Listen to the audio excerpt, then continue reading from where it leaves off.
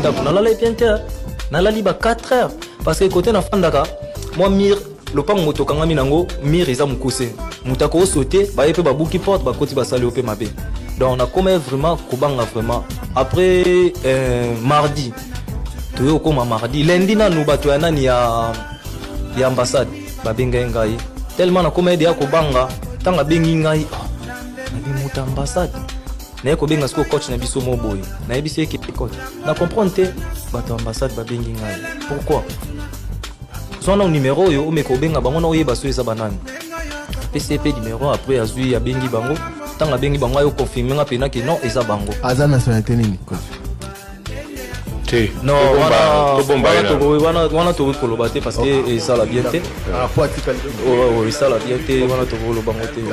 après tanga ebisinga bongo e bato ambassade wana sko to komi mardi na tongo parce que tozwana des rendez-vous na tongo ba 9h bango ba yo zongai tango ba yo zongai na bimisko libanda pona indiquer bango porte na ngai tango na bimi libanda na moni voiture mo etelemi kota boye voiture mo so etelemi na face mosusu na des montants mo ba telemi wana e tango to bimina na bato wana après ba komi ko filer biso ba filer biso tata tia ambassade tant ba moi to koti na ambassade na afa to kota to yo kuta mutu mo wana tant ka biso to komi après ba voiture wana bando filer biso eleki ça eloko eleki biso eketeli masko na veni mo liboso na ba moto wana mutu mo atelema na porte wana après to mona e alataki pantalon mo boya ya ndeti ya basoda aza alati polo a pembe na téléphone tant ka moni biso to komi a déplacer mbamba moko azui téléphone a tient to ya bando solo tinde pe biso to kote na biso na ambassade donc butu wana na ambassade ba 22h voilà mardi simple mais avant de continuer le solo ambassade entre temps biso to mona ina ba réseaux sociaux vague ya ba critique batou tout le l'échange médiatique même ba émission et ça on a ba extrait il y a ba émission et ça la maikuna yo babilo ko na nyoso banaye ko mona ngote to ningo zalaki journée mobile na fédération peut-être c'est qui en 4 ouais babilo ko na penande mardi siko nde penande na yako mona ke eza na jomo wana azape na équipe na ye donc alobela pe ba makambu na biso awa finga pe ba koni na biso petro donc aza na équipe na ye aza pe journaliste aza pe na chaîne na ye donc mardi wana kutu ye kutu nda tindaki lisusu ba journaliste na ye ba tina ambassade po baya ko poser biso ba question par rapport à art na salaki nde bato ambassade baboyaki babenganaki ye donc makambo wana nyonso ya omona ngo mardi donc tozonga sika na ambassade bazuyo na ndaku obimika ka bongo to kangai déjà biloko na okende non na kangai biloko te na ebe tende na ke bongo na zonga isute mais malgré tout na koma ko banga na ebe ke so na ke na ngai ambassade tango su na zonga na ndako tango sko na komi na ambassade ko bango ba yebi makambu ba yebi ba gravité makambu wana ndenge zalaka nde ba yo yebi sanga ke no ko bima lisute parce que tango na komi na ambassade batu ya nini ya immigration ba comme dia ko benga ko déranger nga o ya kana bureau ya ko se présenter tout en besoin na yo ya kana passeport na yo ndesko na yo ebisa chef wana ebisi ngai leki na ngai moni so ke kuna oke libela parce que bango ba bato ya immigration ba luka ba kanga yo batu na yo eloko nini sala ki yo ke o sala ba makambu wana boy donc ko kendete donc bango pena tango na koti na ambassade na senti vraiment ki na se pas na ngai donc bango pena de bato ba protéger nga vraiment à 100%. Donc on appelle si bango vraiment merci et ba konna biso ambassade musala vraiment bozo protéger pena peuple na bino pena donc merci vraiment merci na geste pena bosala pour nanga mo na bino soki lelo naza na Congo eza pena grâce na bino et chef Simon na peso pena bambote belé. Voilà. Je voulais pour une précision lundi bakangio mardi du processus en quota na ambassade mais pendant ba jour wana toujours va révoquer résiliation à contrat de commun accord avec les clubs c'était annoncé nous soani salama kindengeni alors que yo ozala qui déjà na kati ya ambassade en fait bando zela basa la réunion tant biso sali réunion lundi parti nyonso oyo ya président na monde bakende ko sala sco réunion pour nangai pour ba so décision ya problème oyo soki ezande nini ndesko tant basali réunion mardi wana tant on a ezaki déjà ba 16h je crois il y avait 16h comme ça nde sikoyo nde ba président ba bengi ngai nde siko ba yako bimisa décision l'état na bango nde batu ba bimisa décision nde ba yo benga ngai ba équipe ba benginga ba ebisinga que non et faut tout tindelo papier résiliation comme ça ngana bino na koyina nous co-signer papier résiliation boité photo solo là après na bengi pe coach bengi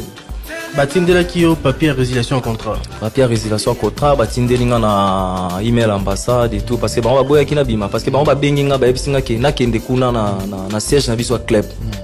bato ambassade babisinga ke non yo nde to aboy awa obouger sute obima sute il faut zala kaka awa nde natikala wana batindi ba papier nyonso na email et tout bato ambassade batali ba papier nyonso na yo benga na pesi susu coach benge mbote kota zali na pesi su ba merci na ba conseil na yepe yango esali ke nazala pe lelo isu na Congo donc tant batindi ba papier wana natindi na coach benge natindeli coach benge na muto ambassade wana batali tali coach apesinga conseil apesinga gravité makambo de ndenge ekomi vraiment na niveau mususu mais atuninga etikali combien de mois ya contrat ngana ebise ke etikali 3 mois etikali 3 mois ya contrat et nde apesinga conseil apesinga ke non okoki susu kolandela susu makambo wana te luka obima na territoire wana nde ye mutu apesinga idée ke na ndima kaka proposition na bango wana. Voilà, donc pendant que vous avez une ambassade, vous avez salami, batindelo ba document, il y a résiliation en contrat, au signer résiliation en contrat, bah s'engager ba futayo les 3 mois à salaire parce que normalement na loi balé ezala bongo te. Mais tant on a monnaie que déjà dans un danger, na ba conseil ba pesa ngai nde na se décider que na tike la bango nyonso po na so kaka papier na ngai libéré na bino. Parce que ezala na loi balé ça que club soko a ta photo bambongo nyonso mais tellement ya gravité makambude et komaki ngamo ke tango bat ba pesinga pe ba conseil Nathalie pe et tout Nathalie pe vina ngai nde na yo ebisa bango ke non problème ezate bon to ko résilier contrat amiable nde batindela nga ba papier. D'accord. Alors makambo la nyonso salami, qu'est-ce qui s'est passé par la suite? Nenyo se retrouvé na Goma alors que bah passeport na bakangaki ils pas na bango, c'est ça? Ouais, bakangaki passeport na ngai na immigration na bango. Tant que komi nde bazwi passeport na ngai ba na papier mo bo bapesa ngai na ambassade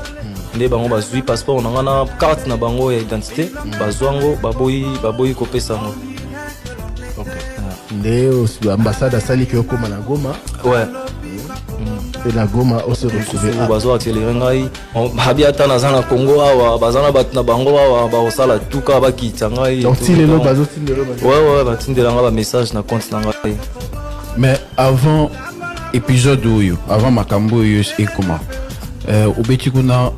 moi bataille belé ba saison belé deuxième saison voilà deuxième saison ouais ce que si la kinde na nga ko sa deuxième saison ouais siko ambiance ezaki kinenge avant épisode do malheureux ya au bandé ko vivre ndenge nini ozaki no à l'aise na ba rwandais na ba collègues na ba tunyo so bandé ko sa ba activité na calmement. Ouais na bando vivre na nga normal na bando vivre na nga normal mais tant que mona ba makambo ezoleka na SND ko na ezo sala passe ya to vivre à côté mo boyo ki bande ko na okuna ba osala bango mabe mais yo koto zali o pesa bango sentiment mo boy mais bande ko no côté mo ba souffrir donc et comme na moment mo boy o koka esute o se déchaîner yango no moni ke ekomela kingai vraiment passe wana esala kingai vraiment donc na koka elisute na koka vraiment esute courage wana ozwaki je crois que Christian Osako na tuni o question wana ezaneti joueur mo ya ukrainien abeta na Russie en pleine guerre entre Russie et Ukraine a tiebi pour nous célébrer à brandir le mot contre guerre à Russie alors qu'il y a des conséquences. Yo vandi na bango ça fait 2 saisons tolba pratiquement 2 ans oyebi babizaleli oyebi makambwala pour yebi contexte politique entre biso na Rwanda. Courage ya osala eloko wana na risque wana batu mingi pe bazo tuna awa na ba réseaux na YouTube bazo landa biso euti wapi. Ouais, uteka pa na ngamoko ezala geste mo patriotique nde na utolo ba ça qui geste mot vraiment patriotique donc et tout chacun a vraiment donc malgré tout nazo qui na ebi que eza risque na ebi vraiment que eza risque tinde na komi hawa nazo remercier vraiment nzambe makasi parce que so nazo ki ba jour rebelle kuna na ebi te so kenge komelanga ndeni donc na ebi que eza vraiment geste mot patriotique donc na sala ki on pena na mutema moko pour na peuple na ngai na ba commentaire ba réseaux sociaux bato mso balobi odiro lembaki na okoza na Rwanda yango sala ki bongo non eza question place no musala ko lemba ngote nalembaki te parce que eza place na nga na travaillaka bafutaka nga wana mais pasi wana ya bandeko na biso ndenge bazokufa na baeste ataki nga nde vraiment yango wana omoni ke tinda yenga vraiment nasala geste wana. Alors je dois dire tout de suite à nos auditeurs qui nous suivent et à ceux particulièrement qui nous suivent via YouTube que pour la première fois depuis que Top Congo existe, nous sommes dans l'obligation de bloquer certains utilisateurs apparemment de nationalité étrangère. Nous ne faisons pas de l'exclusion, mais uniquement nous rappelons que cette émission est allée pour accueillir pourquoi un international congolais qui joue au Rwanda a fait le geste qui touche tout le Congo. Geste wana ezali oyo biso tuto yebi communauté internationale ezako mona batu bazako boma ba congolais moto azako loba eloko te. Ce geste est connu. Je ne vois pas pourquoi il n'y a que, semble-t-il, certaines personnes qui s'en insurgent. Même il y a un message qui a été maintenu sur le compte YouTube. Comment un joueur international peut-il faire cela? Vous savez que le football est la politique et que le football est le football. À cela, je dis non. Le football, vous le savez, depuis la guerre en Ukraine, exclut les Russes. Vous savez que dans ce football, alors que Rwanda is killing, et cela est reconnu aussi par la communauté internationale, je cite l'ONU, vous savez que c'est de ce même football qu'utilise le Rwanda pour, dans certains grands clubs européens, visite Rwanda, preuve que le football est aussi un vecteur et que ce n'est uniquement que parce que un Congolais a pris le courage, a eu courage, naïe, et à Koloba, et à lobby, que Toyambié, et que nous voulons savoir et que nous voulons que ce genre de modèle, ce genre de mobilisation pour la nation devienne légion dans cette situation pour guerre voilà depuis plus de 25 ans et c'est coquille, Congolais, surtout particulièrement à l'Est, Balembi, Bitumbao, Yotoyebi, Mutu, Namakolote, Thierry Kambo. Voilà, et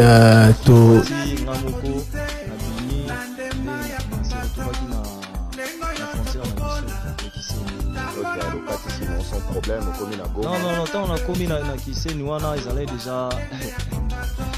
tant on a passé batikal na passeport na ngai na ba document na ngai na déjà wana batikali na passeport na ngai oyo pesa tant on a commis wana parce que muto azwaki ba mikana na tant to commis na kati ya nini ya déjà wana ye muto azwaki passeport na ngai na carte d'identité na bango tant azwango atali boye luvumbu abando benga zita mbele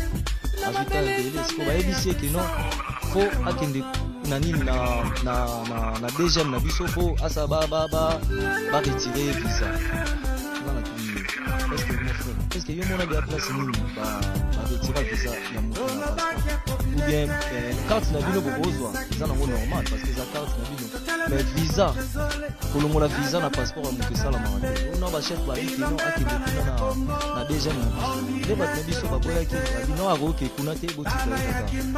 ndenge ba dit que non ça va et passeport etikali na carte ya identité na bango etikali ba na biso biso non problème ezate le roi de ozali na mboka na yo ozali na sécurité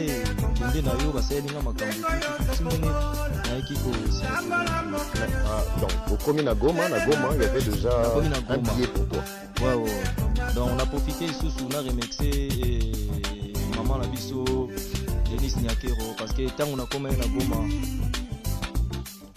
na Goma vraiment maman a benga kingai vraiment et encouragé kingai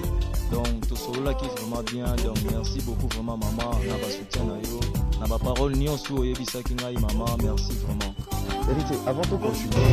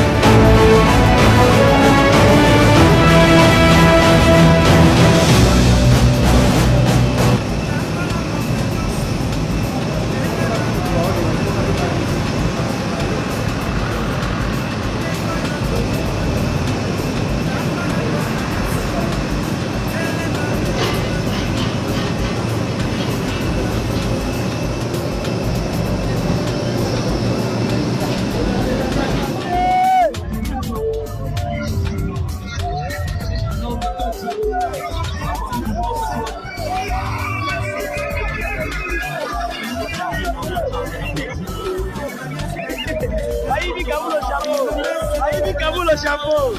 Maïbi Kabulo chapeau. Maïbi Kabulo chapeau. Maïbi Kabulo. Ok, au revoir. Attends, mais bye, bye.